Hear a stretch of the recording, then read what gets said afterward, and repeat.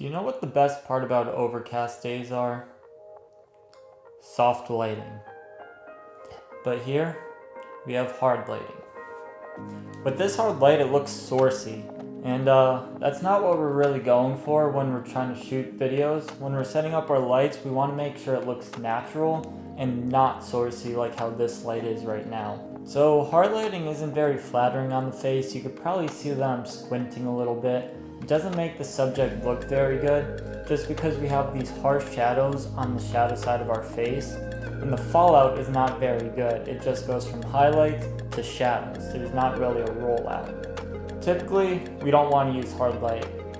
We only want to use hard light in certain situations if we're going for a certain look. Something like in an interrogation room when you're trying to make it look more dramatic. But for the most part, you're going to want to use soft lighting. So let's do something about this light. Here, I'm using an Aperture Light Dome 2. This thing is great though, because it's a very quick setup and it's very, very easy. It gets you a really soft look, but let's get this thing on. And with this light dome, I'm going to be using just the lightest sheet that it comes with for diffusion.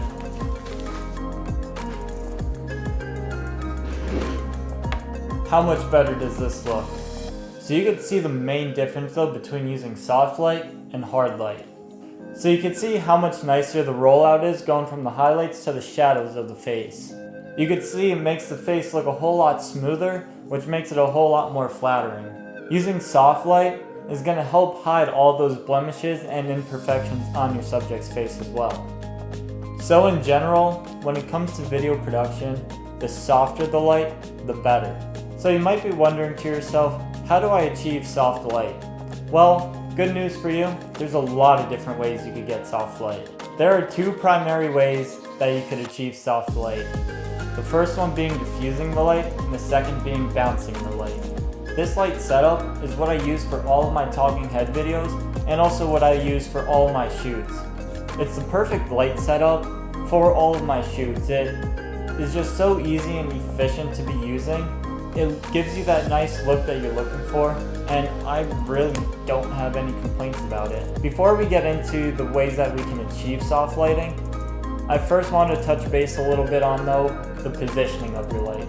You can get a bunch of different looks by just the way that you have your light positioned. If you place the light at a 45-degree angle, like how I do right now, you get what is called the Rembrandt lighting. It's when you get this nice triangle on the shadow side of your face. And the reason that it's called Rembrandt is because the famous painter, Rembrandt, I don't know his first name, but he always painted his portraits with this nice triangle on the shadow side of the face. And you'll see this in a lot of movies and TV shows. This is what they call a cinematic look with your lighting. But it is a very nice light and a very desirable lighting setup. If you place the light right in front of the subject, you're gonna get the face to be nice, smooth, and evenly lit.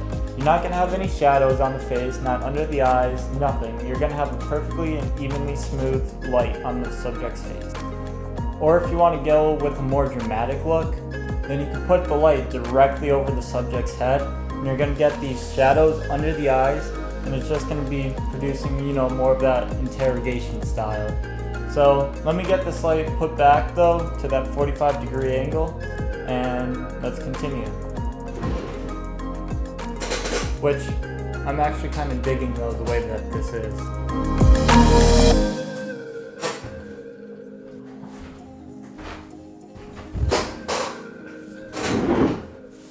Alright, so we're back now with the style that I like at that 45-degree angle.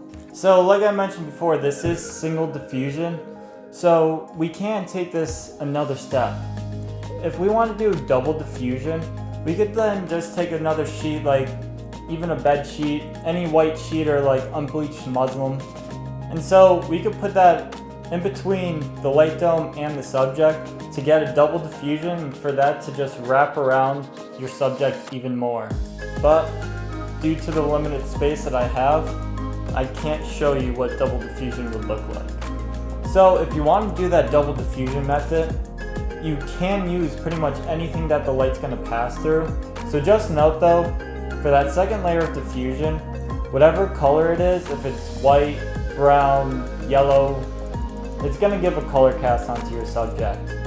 But don't worry about that because you can change your white balance settings in your camera to match that color cast. You always want to do your white balance after your whole lighting is set up though, just so you make sure that everything matches up. So moving into the output of your light. When you're using single diffusion, you don't need an all-powerful light. You just want to make sure that that light's going to be bright enough, has enough output to push through that diffusion to reach your subject. I'm using an Aperture 120D Mark II, and this is plenty powerful. I think I have it set to 65% right now with just a single layer of diffusion. If you are using double diffusion, the 120D Mark II would be strong enough for double diffusion, but just note though, the more that the light actually has to pass through, the more output your light's going to need. So 120D might start to go downhill with the double diffusion. That's when you want to go with like an Aperture 300D, but sometimes you just don't have enough money to upgrade to these more powerful lights. So single diffusion though is always a great alternative. And for the most part, about like 99% of the time, single diffusion is all that's going to be really needed. So that was the first way that you could achieve soft light, is through diffusion. And then moving into the second point is by bouncing the light off some solid object. So I'll show you an example. So here you can see that I'm bouncing the light off the wall right now, which my walls are like a beige, tannish. I can't really explain what color they are, but you can see though that it's giving a weird color cast right now. It's a little bit warmer of a tone. So like I mentioned before, we can combat this by changing the white balance settings in our camera. But by bouncing the light off a wall, you do see that you get a nice soft lighting situation here. I don't have any shadows on my face. The roll off really isn't a roll off because there's no way for me to contain this light, controlling it. I do have a lot of light spillage going on. So this is always a great method that you can do, but just know that you won't be able to control the light as easily as with, say, a light dome. When you want to use this type of lighting situation is if you don't have the resources or the funds to go with something like a light dome, you could do this with any light. It gives you a nice soft light. This I would consider as usable for a client shoot. But you can see that you don't really need all the fancy equipment to get pretty good and quote-unquote cinematic lighting. So as I was mentioning before, we can have single and double diffusion, and with this we can also do that double diffusion style, but again, I don't have the space in here that I could be showing you guys that. But the way that you could be doing that is by bouncing the light, and between that light bounce and your subject is place another sheet of diffusion, like what I mentioned before, bed sheet, muslin, whatever you have that the light can pass through. But just remember again though, that you're going to have a higher output light in order to be doing that. Right now with me bouncing the light, I'm at 90% power just to get the same exposure that I was using with the light dome. So what I was mentioning before about the light spill is you can work around that. What you're going to need is a lot of negative fill. You could get foam boards or even those 5-in-1 reflectors using the black side, and you can just control the light by placing those in different situations. But for that, you're going to need a lot of stands, and sometimes it's not even worth it. Just deal with the light spill and you can still get this nice soft lighting. By using negative fill, it's just going to allow you to contain the light, shape it, make sure the light isn't spilling into different parts of the scenes that you don't want it to spill in. So it is just going to allow you to control the light a little bit more, but for YouTube's sakes or for something that it doesn't matter if the whole scene has light spillage, you can use this lighting technique for anything that you desire as long as it's not ruining your shot. So that's about the gist of how to achieve soft lighting. But for the rest of the video, I am going to put the softbox back on. So moving into the next point is the positioning of your lighting. So like I mentioned earlier in the video, you could change the look and the style of the lighting just by positioning your light. But what I'm talking about positioning now is about the distance it is from you and the subject. Right now, I have the light at the same exact power that I had it at before, but I just moved it back another 2 feet, and you can see it doesn't look as good as it was before. You can see that the rollout from the highlights to the shadows is a lot rougher, it's not as soft. I'm getting a little bit more harsher shadows. So just remember, the further away the light is, the worse it's going to look. And the closer the light is, the better it will look. So now you can see that the closer the light is, the smoother the fallout's going to be. You can see that the highlights going into the shadows is very smooth. I moved the light really close. It's just off camera. You could hear it, but you can see that the closer the light is though, the smoother the fallout is going to be.